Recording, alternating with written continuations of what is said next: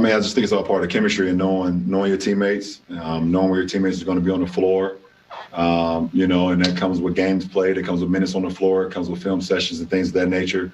When you start getting comfortable with your teammates, you know where guys are going to be, and you know where the shots is going to be taken from or where they're going to come from. So it's all about the chemistry on the floor. A bigger picture question. There was a widely publicized interview Giannis did in Greece where he said LeBron's the best player in the world. Didn't care doesn't matter who the MVP is right now. I know you keep the main thing, but does that hit you a certain way? Just that kind of respect from a peer in that sense? Well, anytime you're respected by your peers, it always means something. And, to be respected by a guy in our league that's been so dominant over the last few years, obviously representing the MVP trophy over the last couple of years, and just what he does both on the floor and off the floor is very, very well received and very humbling as well. For me, I just go out there and just try to implement the game in all facets of the game, both offensively and defensively, for my team in position to be successful and then live with the results. So, that guy is damn good himself. Dave?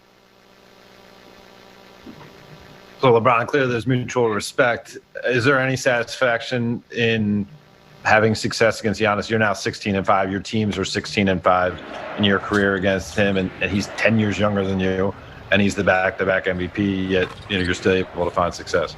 Nah, I think you know me. I think all you guys know me. It's never been about individual. It's all about the team success, and that's all that matters.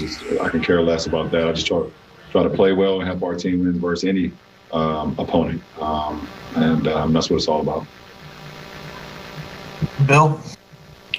LeBron, last year in the bubble, you said that the way the MVP vote pissed you off. I'm curious, how did that anger stick with you at all? I mean, did you carry that into this season in any way, and how does it make you feel about the matchup with Giannis, and did it motivate you at all coming into this one?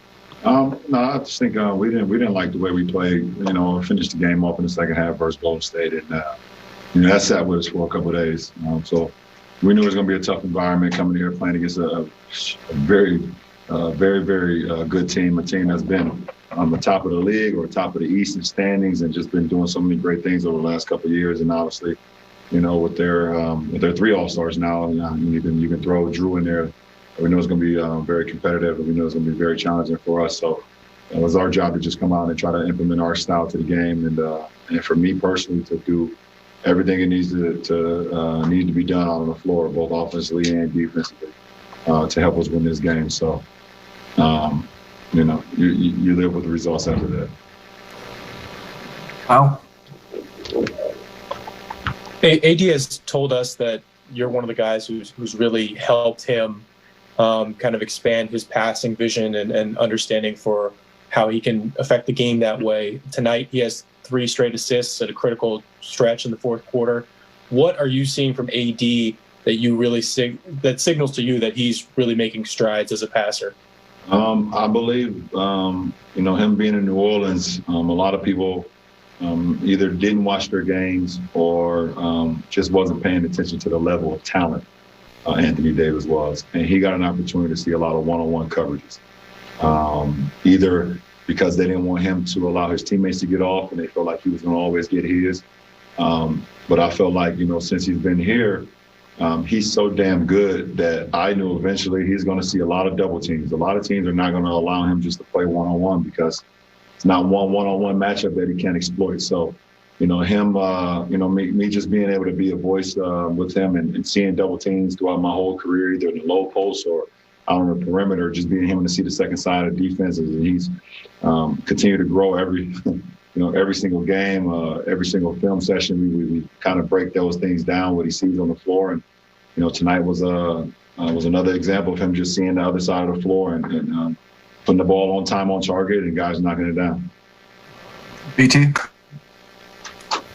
What's up, Brian? What's up, BT? Hey, how much is the game slowing down for KCP? And do you guys plan on going to the White House now with the new administration there? KCP, he knows what he's out on the floor for us. That's to spread the floor. That's to give us a lot of energy and to defend. And we want KCP, when he's open, we want him to shoot it.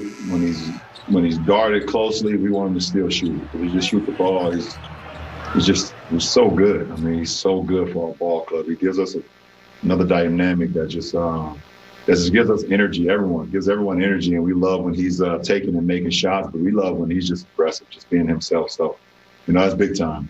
To answer your second question, I don't think we've had any conversations, with our team, or I have no idea, with all of the COVID rules and the restrictions and everything that's going on with our league. I'm not even sure if we even are allowed to even go.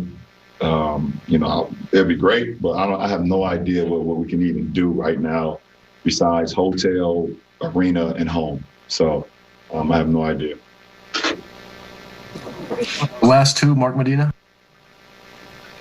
Hey, LeBron, given all the moving parts to open this season with the protocols and the returning talent, but new pieces and the quick turnaround, how did you kind of expect the first month to play out, and how have you seen that thus far?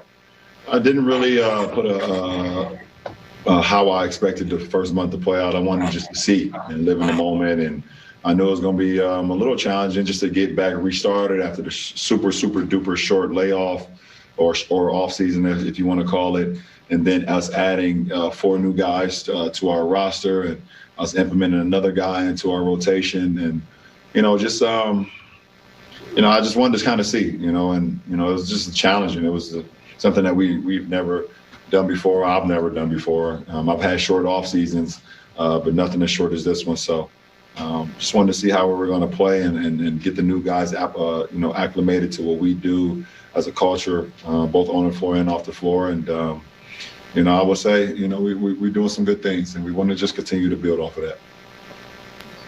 Last one, Rachel. Hey, LeBron. I don't know if you remember Monday night, the video cut off on us. So I've been waiting 4 days for this answer. I know it's going to be really, really good. But I had asked you what you remember specifically from the very first time you played against Kobe Bryant when you were just a little puppy. I was just in awe. It's a guy who, along with a lot of other guys, was on my wall that I would tape on my wall when I lived in Spring Hill in apartment 602. He was on my wall, and he had a nice collage in my wall, on my wall. It's a guy who decided to make the jump from high school to the NBA. So it was someone that I kind of, I was thinking about doing that at one point in my junior year, and then really stopped thinking about it. But I kind of, if Kobe's done it, it's someone I could probably hopefully learn from one day, and along with KG and T-Mac. But just being out on the floor with him, if you remember, the guy gave me a pair of his shoes when I was a junior in high school, and to be able to share the floor with him was like for any kid that has aspirations or has inspiring moments from someone, it's just like a sense of awe. Of the grace that he played the game with, and the passion that he played the game with, and the determination to go out and just dominate you was something that I loved. Something that I was like, I can pick up from that. There's not much dialogue at all. As you guys know, Kobe, he's not on the floor to talk to anybody. He's out there to kill you. He's out there to dethrone you. He's out there to really stranglehold you, and you'd be able to take away from that. But it was just an awe moment. It was something that I would never, ever forget. And to be able to grace the floor with someone that played the game with so much grace. Was there any time where he went up the floor and you just were kind of dazzled by a move he made, or you went up against him one-on-one? I mean, if I could, I'm so old now, Rachel, for you to try to ask me something that happened 18 years ago. I could tell you what bottle of wine I had last night, but 18 years ago, it's a little bit challenging. But I could sit here and say that absolutely, it definitely happened. When it happened, was I on defense, was I on offense? I have no idea, but it definitely happened for sure. It was a couple guys that when you was on the floor with it for the first time, and it was Kobe, it was AI, and it was T-Mac. It was those three guys that you was just like, wow, I made it.